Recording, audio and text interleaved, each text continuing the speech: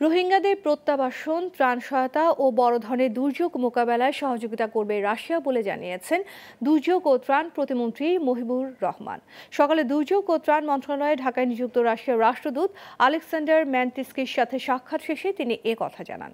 তিনি বলেন, সুনির্দিষ্টভাবে দুর্যোগ ব্যবস্থাপনায় কারিগরি সহযোগিতা, আশ্রয় কেন্দ্র নির্মাণ, বিভিন্ন প্রশিক্ষণ ও দুর্যোগ সম্পর্কিত তথ্য উপাত্ত বিনিময়ের প্রস্তাব দেন রাশিয়ান রাষ্ট্রদূত।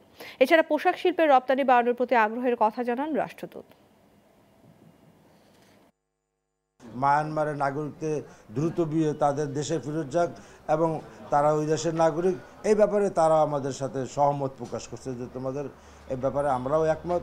আমরাও চাই যে তারা যেহেতু তারা নিজ দেশে তারা তারা চলে যায় এবং তারা ওই মায়ানমার নাগরিক, সুতরাং এখানে তো তাদের স্থায়ীভাবে থাকার কোনো সুযোগ নেই।